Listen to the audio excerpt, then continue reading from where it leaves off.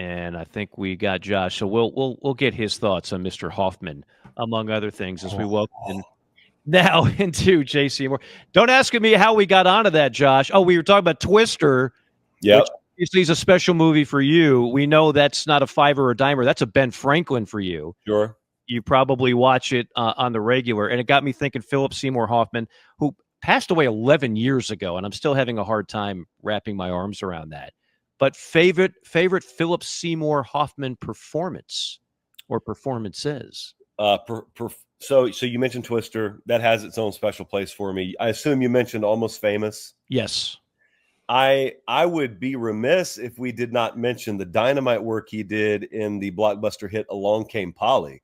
Let it rain. The basketball scene alone was awesome. And when he has to moonlight as the lawyer, and he just sits there when he doesn't know what to say, he just and the performance of Jesus Christ Superstar, right? He does it. He does. You remember? Yes, Sandy Lyle, Jesus Christ Superstar. Yes, Sandy Lyle. Do you guys remember the remake of Manhunter they did called Red Dragon? Never saw it. I do remember.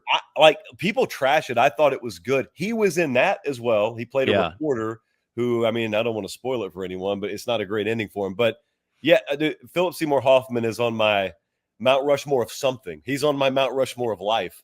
Yes. And Scotty and Boogie Nights, which for me is one of the most rewatchable movies ever made. And even though he's a pretty dark and disturbed character in that movie, he plays it just to perfection. We lost a good one. We lost. Yep. I'll say one thing. Man, Josh, there's probably very few left around the 24/7 Sports offices that would remember these days, but some would say that Philip Seymour Hoffman's performance in Charlie Wilson's War reminded them of one Joseph Christopher Sherbert in the early days of 24/7. I've heard that comparison made. A lot of the trade magazines said that. I believe it was actually either Gene Siskel or Roger Ebert who made that quote famous. I think they're the ones who first made that comp. Yes, no doubt. Just again, they don't make many like him anymore. They really don't. With that, You're not even encouraged. You're not even encouraged to be like him anymore. No, because everything now is action figures and superheroes. So if you're not wearing a cape and doing silly things in funny looking underwear, then it's not a popcorn movie. It doesn't make a ton of money. So the type of movies that the roles that he would gravitate to are not movies that make a lot of money. And so sadly, it's not there. We could do a whole show on where Hollywood has gone, but I digress. Josh, as we talk about on this show all the time, there is no off season. We use the slogan, we're on campus 52 weeks out of the year. You almost take that to a literal level. I know you've been doing your series with coaches one-on-one on particular college campuses. Give us some of the names you've had a chance to speak to and maybe some of the things that stood out in those interviews. Well, I'm pulling up a doc right here. I can tell you who we've spoken with. We just did Texas yesterday as I'm speaking to you. So Sark is the freshest in my mind. I really think that's one of the best ones we've ever done.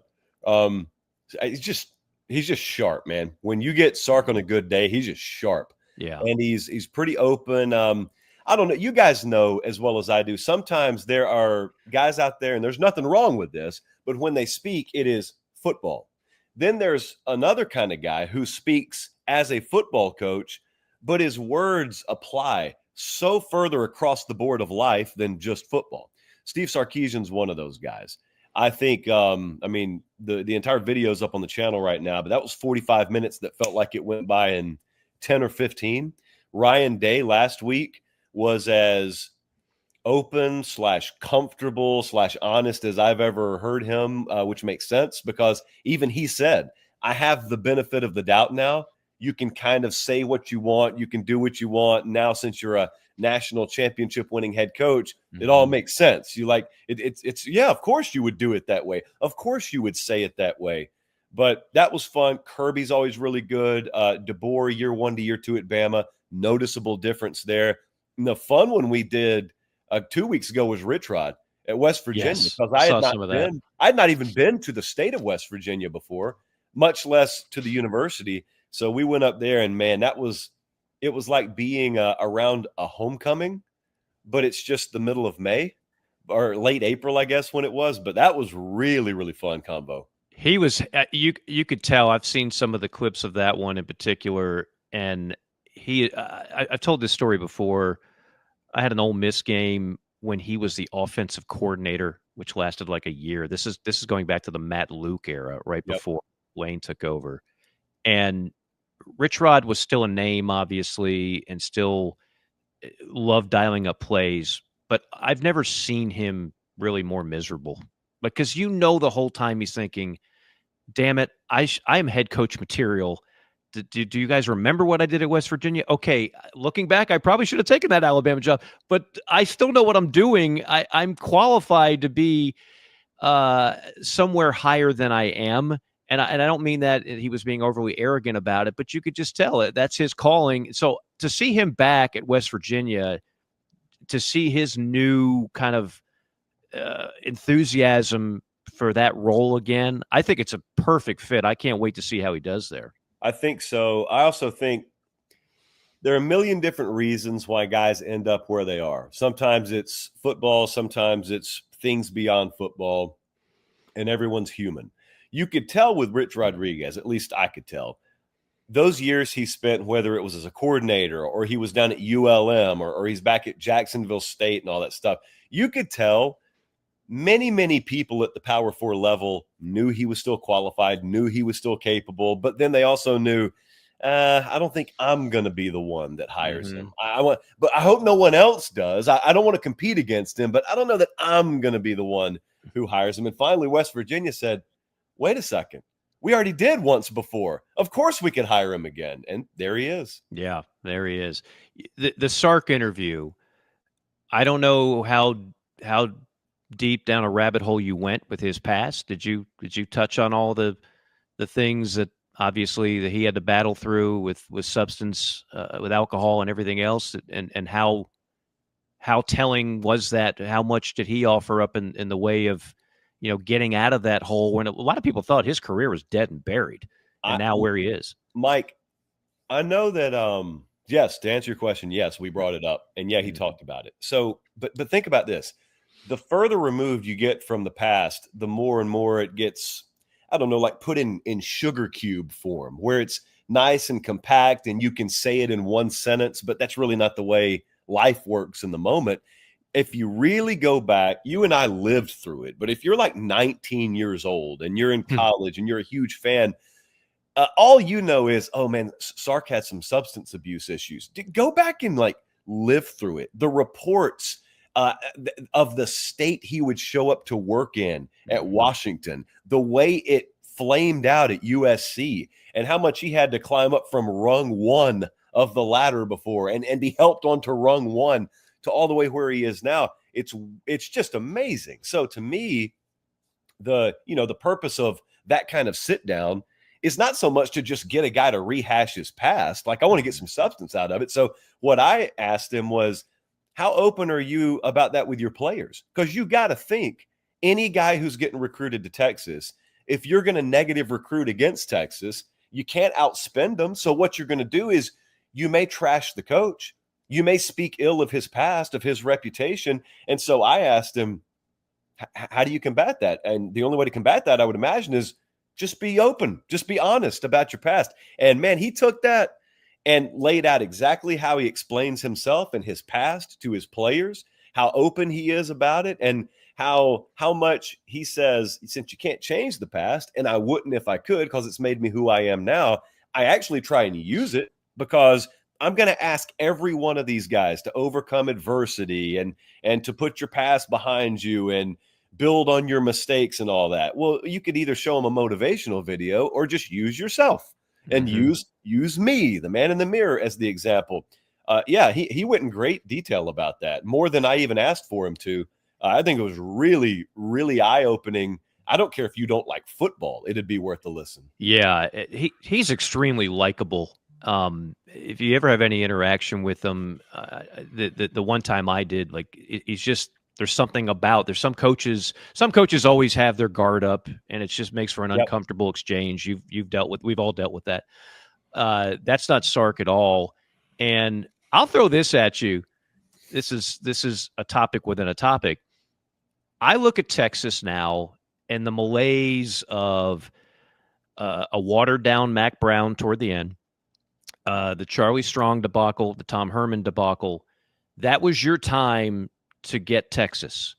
With Sark, who for my money is as good a play caller as there is in college football, with all the things, all the advantages that Texas has always had, but for whatever reason has not flourished with. We went through the Nick Saban, Alabama is king era. We are still somewhat in the Georgia Kirby Smart is as good as anybody in the SEC era. I'm not going to be surprised if Texas takes over that mantle at some point with Sarkeesian. You think that's a crazy take? No, it is my take. And okay. So he made this point, actually. He wasn't excuse making. He was actually speaking in another context, but he said this. He said, when I was at Bama, I watched the way the teams played, and it perfectly reflected the head coach. It was almost like militaristic in the discipline that the Bama teams had. Well, that was Nick Saban. He just does the same thing every day, so it was no surprise. The team was rinse repeat every day in the way they went about their work. Georgia's been like that. Kirby's been there for a decade now. Ohio State has the identity of Ryan Day. Ryan Day's been there for a long time. And the point he was making was this year, like this team, that's the first wave of fourth-year guys that I recruited and that we've totally immersed in this program, and they've known no other way other than our way. So those guys have had multiple waves of their guys be third and fourth year players. We're excited because now we get to have our first wave of strictly our guys.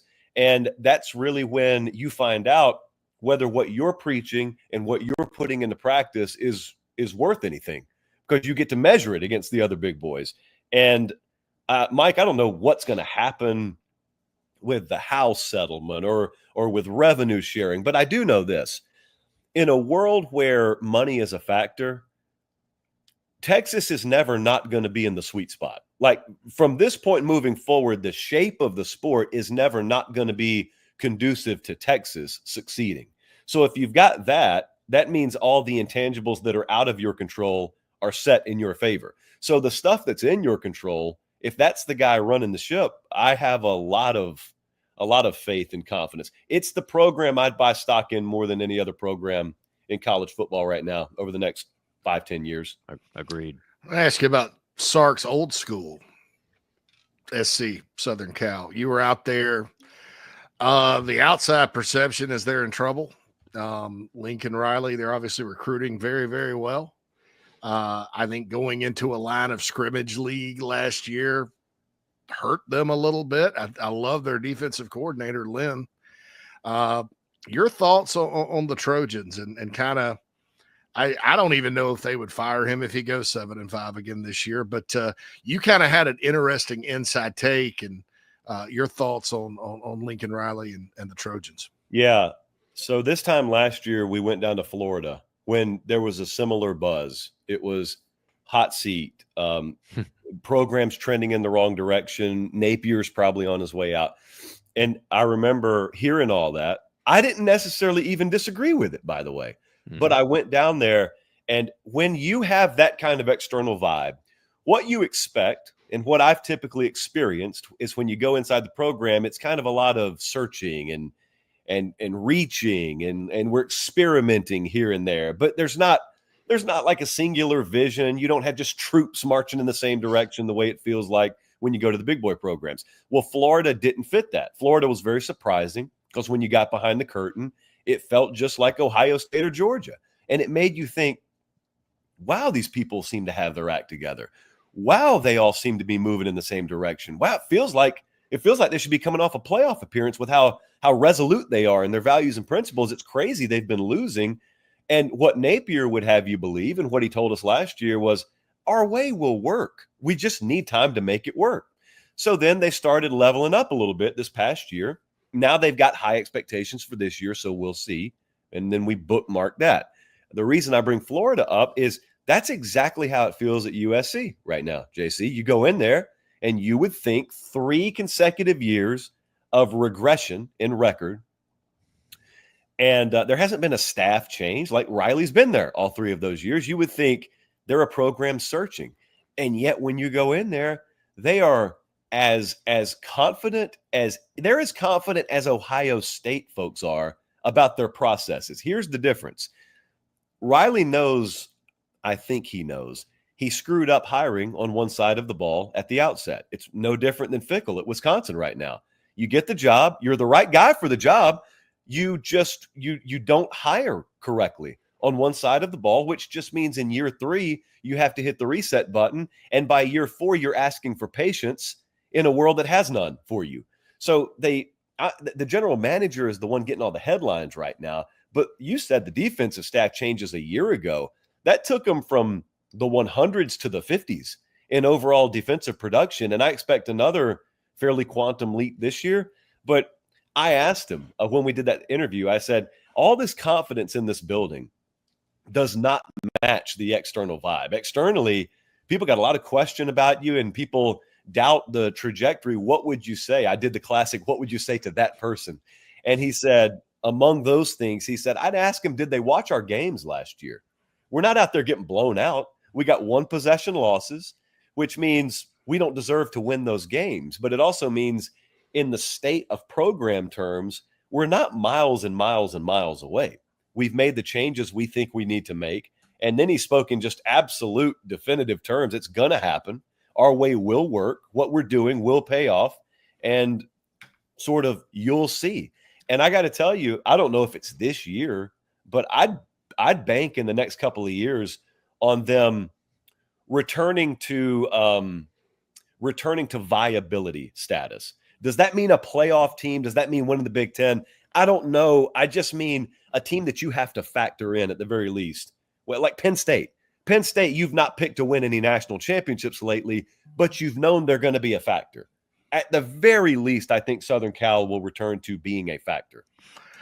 I'm with you. Deontay Lynn, if you are a defensive coordinator at UCLA, not known for defense, and you are also a defensive coordinator at UCLA under a coach that is an offensive coach in Chip Kelly, and you do what he did there, to me, that's a great coaching job. And so when they took him, I was like, well, I think that's, and like you said, massive improvement. It's only going to get better. It does take some time on that side of the ball when you've had some issues. So I'm with you there. I think I'm not surprised at the confidence, and I do expect them to. And you're right, man. That's so many of their games. Maryland, my gosh, Minnesota, Penn State was a 3-point game. Oh, it was a classic game. That was a great game. That's October 12th. That is. Who do we have? We had Ohio State, Oregon that day, which was a classic. We had Penn State, USC go to overtime, classic. That's the same day that Ole Miss did not trail for 1 second against LSU in regulation and still lost the game down in Baton Rouge. So that Saturday delivered last year. That's 5-star Saturday. Alabama played South Carolina that day too. Oh my goodness! They had me doing a live hit at Autzen Stadium, and you get Mike. You do this all the time in the booth. You've got your camera, and then you've got the feedback monitor down here where you're watching the feed of the game, and you got to go live when you're scheduled to go live. But no one cares about your take on a game on a network other than what the live game's happening on. So we're watching. I'm live with like Cardale and Danny and them on CBS, and all we're doing is sitting there watching a monitor on live TV.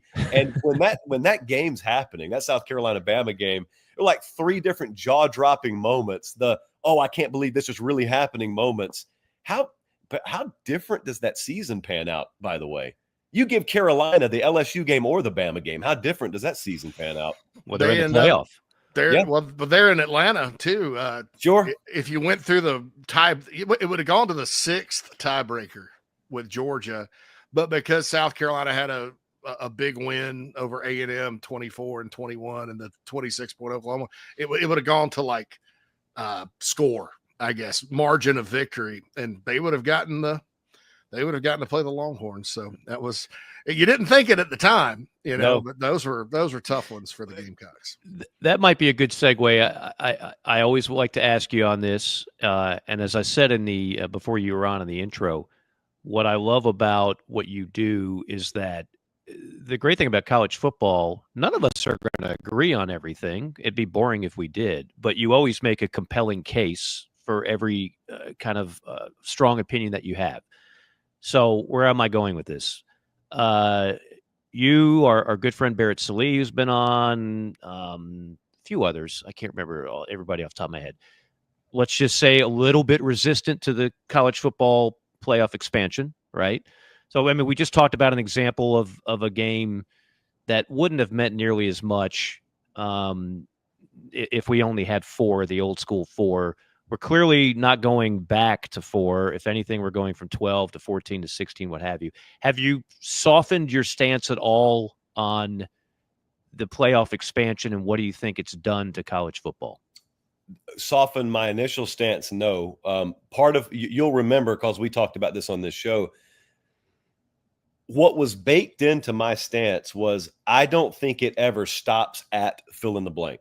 Mm-hmm. I never thought that you could just get a nice, neat, tidy bow on one expanded playoff and it never change again, which we're seeing play out right now.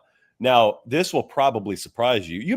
Actually, a lot of people will probably disagree with me on this stance as well. All right, so if we wipe the past clean, like you said, we can't go back, and we have to just accept today moving forward. Both of you and the audience have listened to a lot of these proposals about the format of the next expansion, whether it's 14 or 16. The big argument out there right now is, should a league like the SEC have 4 automatic spots? Should the Big Ten have 4 automatic spots? Now, you're looking at the guy right here in the black T-shirt in the middle of these two that was totally opposed to any kind of auto bid structure ever. For the longest time, I was opposed to it. Given that we're already here, I actually think moving forward, that auto bid structure makes more sense if you're someone like me, because what I want is I just want maximum focus on the regular season, and I would love to have maximum focus and emphasis on conference games and conference races. And so in lieu of just playing the whole who's in game every week, and in lieu of me gluing myself to a TV every Tuesday night to watch a committee tell me what the rankings are and then project from there, what I'd love to do is already know how the structure is built, and therefore know that it's the Big Ten standings that will decide everything. It's the SEC standings that will decide everything as it relates to that conference. So I have totally inverted my feeling on one front, and that is the auto bid structure. Because since we're here, I actually think it makes more sense. The one hang up to that argument is, if everything's going to be based on your league standings, what incentive do you have to go over the cliff in out of conference games? What consequence is there to losing out of conference games? Now, that is a valid pushback if we're going with the format that they've laid out. My one pushback, and if you want to just go full black helicopter, tinfoil, beyond the pale future of college football, Mike, JC, what if we had a world where the top 6 teams in each league were not merely decided by the league standings? What if those leagues all had their own committee, the SEC committee, the Big Ten committee, and those committees were charged with basically producing the top 6 or the top 4 at the end of the season? And what I'm saying there is, it would account for the differences in strength of schedule within conference, because Oklahoma and Missouri play light years different strength of schedule, even in SEC. 100%. And also, it would mean it matters whether Oklahoma beats Michigan or not. It matters how Alabama does against Florida State, not in the league standings, but in a sense that if you go to Tallahassee and Kalen DeBoer and company lose 30-6 on opening weekend, a committee is going to factor that in down the road, instead of just saying, hey, luckily for them, it wasn't a league game, so no one cares.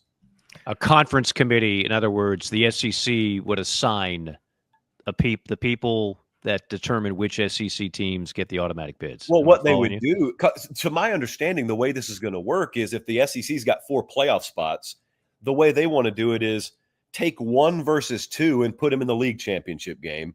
And then 3 plays 6 and 4 plays 5, and those are play-in games for the other 2 spots. What I'm saying is, If that's the structure, whatever, you already know my feelings on all that. But if that's the structure, the way that you decide those 6 teams within the league before you ever press go on that Saturday in December, I'm just saying I would like a little bit of oversight on how that 6 gets seeded. That's all I'm saying. Yeah.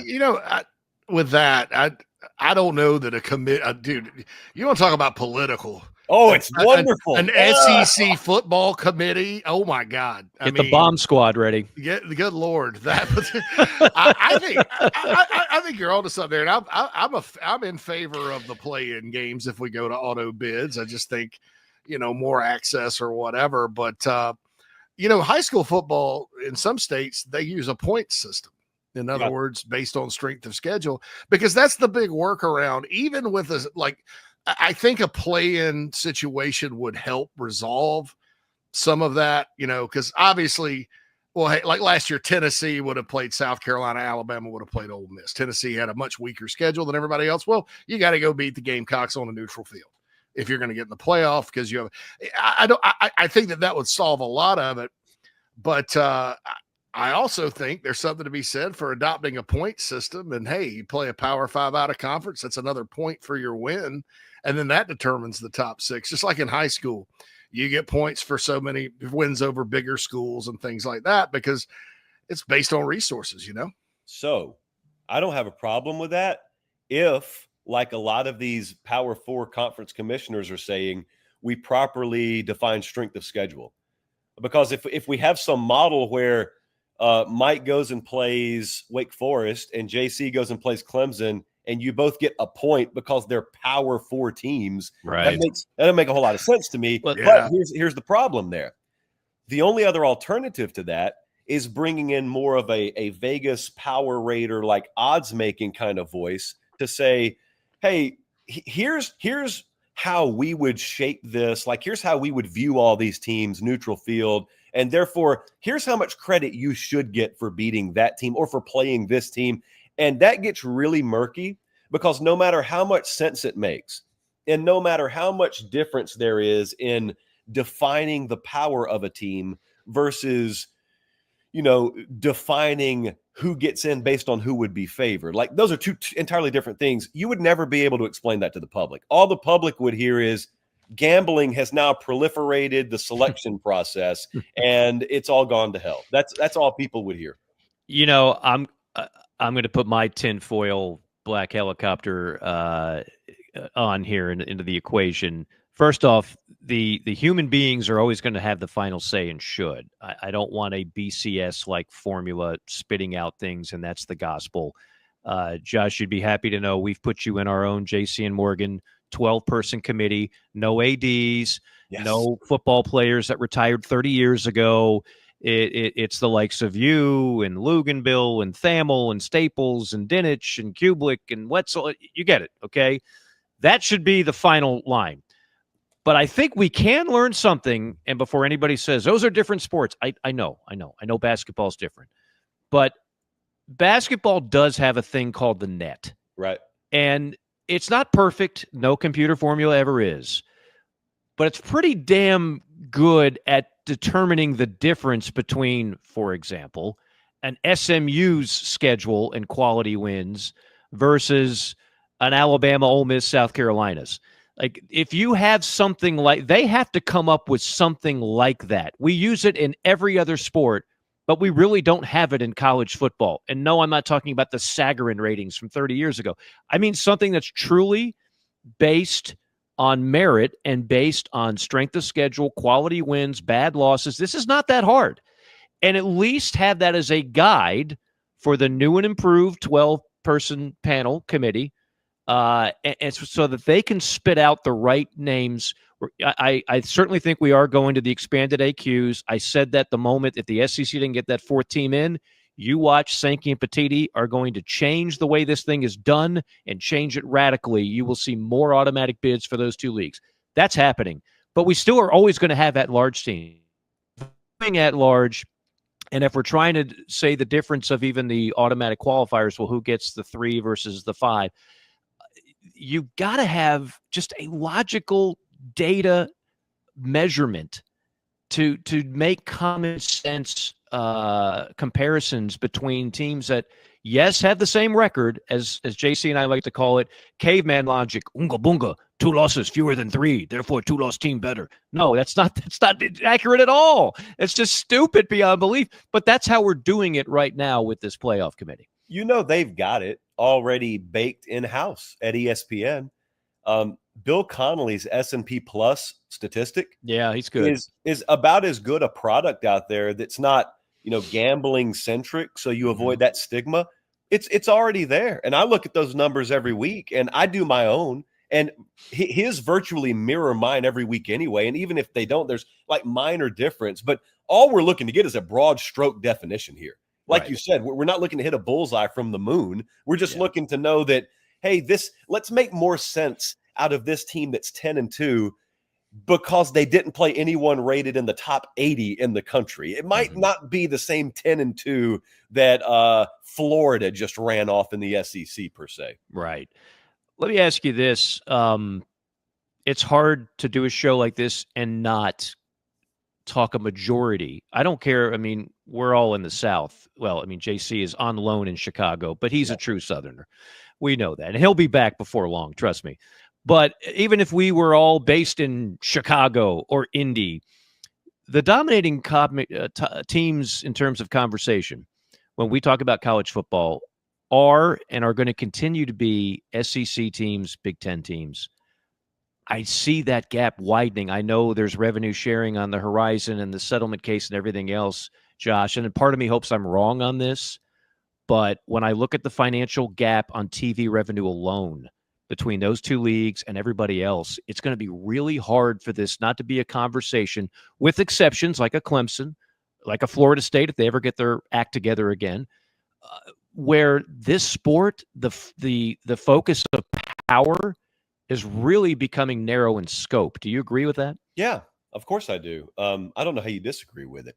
Yeah, I'm sitting there trying to format a 52-week per year, multi-time per week show, and my spirit is that of believing college football should be coast to coast, and it should be very, very regionalized.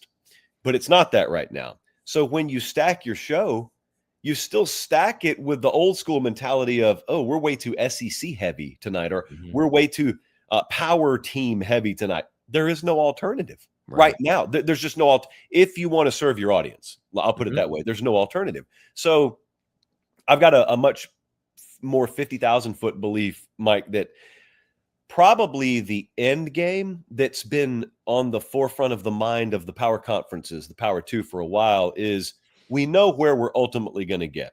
Now, the road may be windy. We don't know the exact route we're going to take, but ultimately we're headed to a world that is very much akin to AFC, NFC. It's just Big Ten, SEC. Now, that sounds terrible, and it's certainly not preferable to the alternative that used to exist. But what that may afford us is a world where your SEC and Big Ten have swallowed up what is the ACC, have swallowed up what is the Big 12, have swallowed up basically all the value properties in major college football, which at that point just allows you to do what the NFC and AFC already have structurally in the NFL, and that is to divide yourself right back up into subdivisions.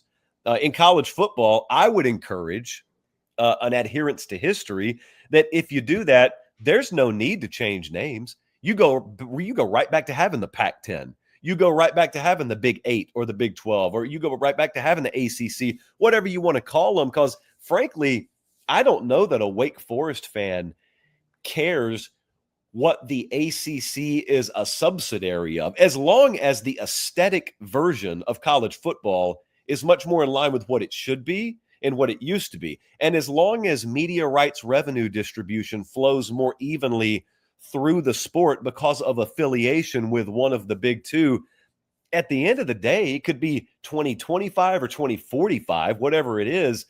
If that's ultimately where we're going, that makes a lot more sense to me than just this sort of call it in the ring year by year. No one knows where we're going. We're driving through thick fog and hoping for the best version of college athletics that we seem to have right now. No doubt. Wrapping things up with Josh Pate.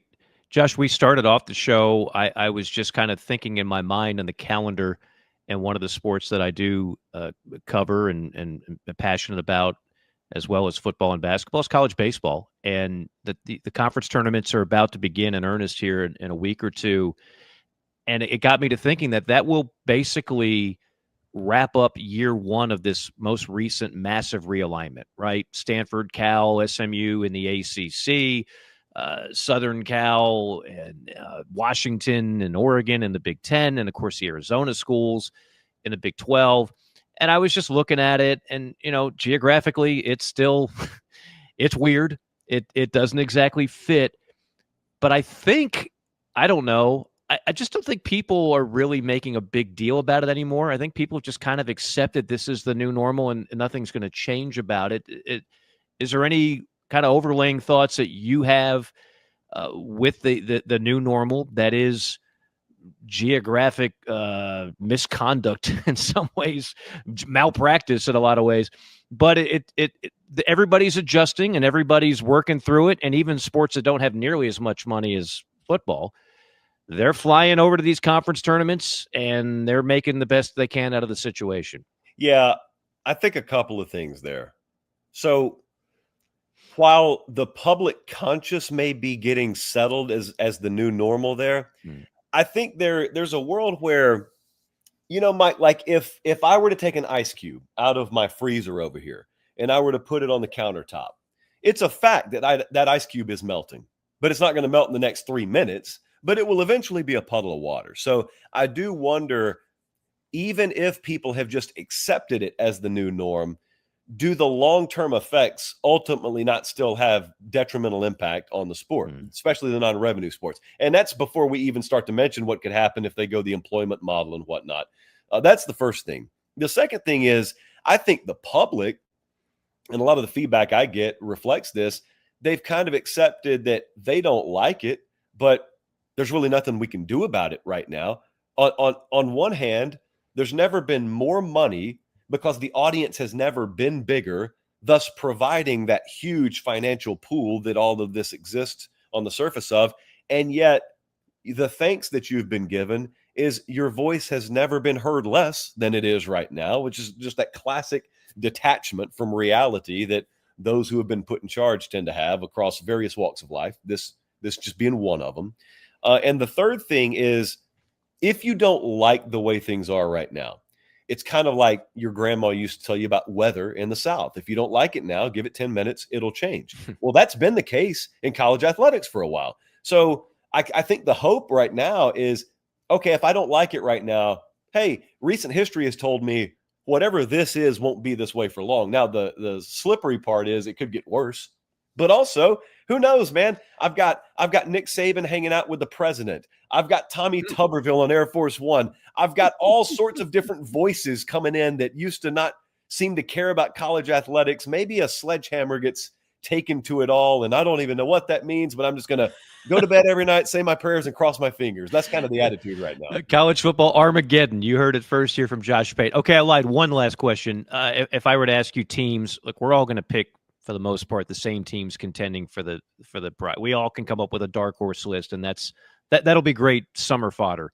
Give me players you're most excited about seeing in 2025. I mean, there's a lot of really exciting quarterbacks. Not all of them are in the usual suspect places. Not all of them are in the traditional powers. But maybe some of the teams players Josh Pate is looking forward to seeing and covering the most this fall. Francis Mauigoa, the tackle down at Miami, but the other tackle whose name escapes me at the moment, Bell, maybe. He is a JUCO player from somewhere in Mississippi. And many stars have once been referred to as a JUCO player from somewhere in Mississippi. Yes. And Sherbert very well knows. I go down there and watch them practice last year. Mario says, come here for a second. Look. He says, tell me what you see. And I'm looking, and I'm saying 70. That's who I see. He's running with the twos late in the season last year. He said, that right there is our left tackle next year. And he's like 6'9", 360 at the time, just monstrous human being. And Alex Mirabal, who is the O-line coach at Miami, is like 5'6" on a good day. You're just grabbing these dudes by the face mask. You've never seen a bigger dichotomy in the human physique than his players versus him. And they all, yes, sir, no, sir. I'd look at him. I'd look at Jeff Brom getting his hands on Miller Moss. Yes. And what he can do with him at quarterback. I think most of the world has forgotten that Haynes King is back for another year at Georgia Tech. That, to me, is the sleeper team out of every team in America. I think Georgia Tech would be a sleeper playoff contender this year. I seriously believe that. Okay. They get Clemson at home in week 3. They get Georgia at home late in the year. They went to 14 overtimes with them in Athens last year. If they split those two, it's a very manageable schedule for them the rest of the way. So I'd go all of them, and really excited to see what Le'Veon Moss does if he's healthy all year at tailback again for A&M.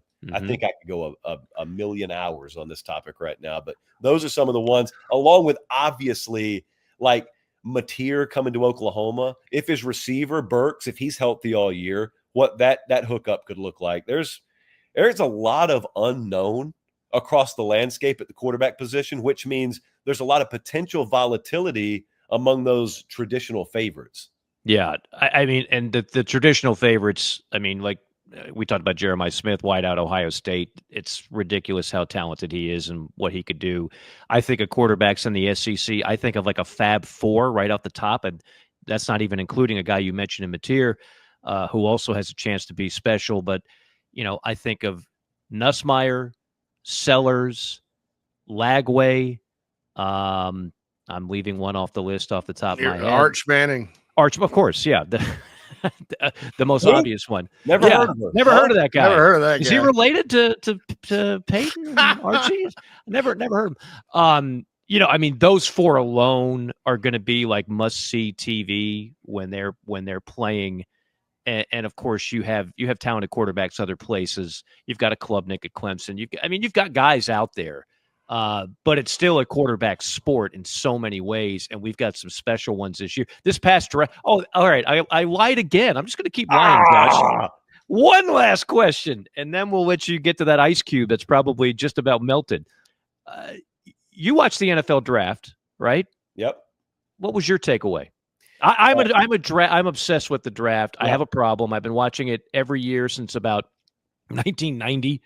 When I was still in like grade school. I watch every pick. The Herschel Walker trade sparked my interest many years ago, and I watched Jimmy Johnson manipulate it as nobody ever has so well. Yes, he had some misses, but man, did he hit, and that helped build that dynasty.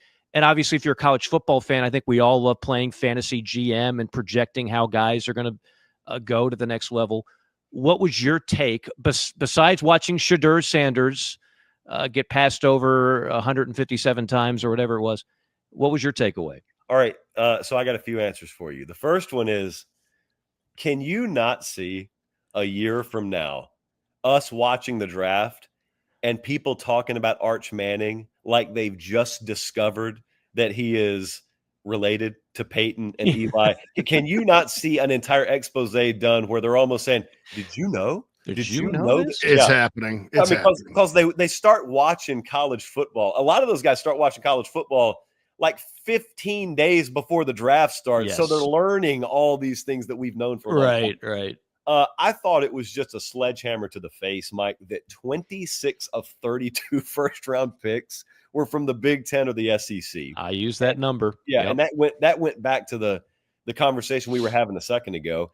I also thought from the recruiting rankings standpoint, backdating the rankings of those players, compared to the draft, I thought the industry as a whole did about as good a job as it could have done at projecting the future. And I've always had a difference of opinion. Like if I were to run my own recruiting rankings, I never would project the NFL draft. I would just project him as a college player because I wouldn't try and even call myself projecting it could 4 years, 5 years down the road. But that's not the way 24/7 and On3 do it, and that's okay. But I thought, given the way they do it, they validated themselves really well. And then I also thought it was a reminder, going back to sort of the Shadur thing, but also the Quinn Ewers aspect and many other guys. Seventh round. It was a reminder of how the NFL drafts backups. And the logic there, the conventional thinking would be, all right, if you're not a starter, go in the first round. If you're a backup, maybe you'll go in the second or third round. That's not the way that league drafts the quarterback position. If you're not first round, for a lot of them, you fall to sixth or seventh round because that's the value they put on drafting a backup. Yeah. Very true. It's and like you said, and this goes back to the J.C. Sherberts of the world and the Luganvilles and everybody else, the evaluation is better than it's ever been. It's never going to be an exact science, but it is better than it's ever been in terms of guys coming out of high school. I mean, if you watch an NFL draft and you're a recruitnik from high, you're going to recognize a lot of 4- and 5-star guys. That part is becoming a little bit more precise, I guess you could say. Josh, you are always precise. Tell everybody how they can catch you here in the coming weeks. Josh Pate's College Football Show. That's the name of it. Simple as can possibly be. And it's on, I'd say, just about every platform you consume your content on. So it shouldn't be hard to find. Do you fly to Lauderdale to do that? No, do it right out of Nashville. I could walk to work if I want. Oh, okay. I saw when I was in Nashville in November, I saw his new studio. They were just now getting it done. So he's got he's got a nice good digs. Nice digs there. It's ideal. Just walk back and forth, and not even people talk about Nashville traffic, and I don't even know. I don't even know what you're talking about. I have no idea. Hey, congratulations in order. Your future lovely bride. I appreciate it. Yes. Yeah. Got to sandwich that thing in between football seasons. That's the thing. Yeah. When you're scheduling a wedding and you can't do it in the fall and you don't want to take it all the way to next year, you've got to do it, not too far after you've proposed, which of course leads to pregnancy rumors. And I don't particularly care what other people think. So I haven't gone out of my way to shoot the rumors down. So half the people are saying, hey, congrats and congrats. And I'm like, oh my God. I get the first one. What's the second one? And then, but they want you to confirm it. And there's nothing to confirm. But they haven't been listening to you. I mean, I was going to say, if you end up with a fall wedding, dude, I'm just going to walk away. I would have had to retire. I would have fly the fly off mast. I'm out of here. I've been the one nut job that's right there with you in all instances. I mean, I tell my friend, I guess I technically got married during bowl season. But South Carolina wasn't in a bowl, so it didn't matter. Yeah. Plus, I'm told they're meaningless now. Anyway. Yeah, I mean, the Orange Bowl was on that night, about 20 minutes from where I got hitched, but it wasn't much of a game. So that was good. But yeah, don't conflict with the GalleryFurniture.com Bowl, or is that not a thing anymore? That's right. That's been gone for 15 years. And I never would. Never would I do such a thing. No, not at all. Josh, thank you so much, man. Keep up the great work. We always love you taking a visit to our program, and I know our audience does as well. So we appreciate that, and we wish you a great off season. We'll talk to you again soon. I appreciate it, guys.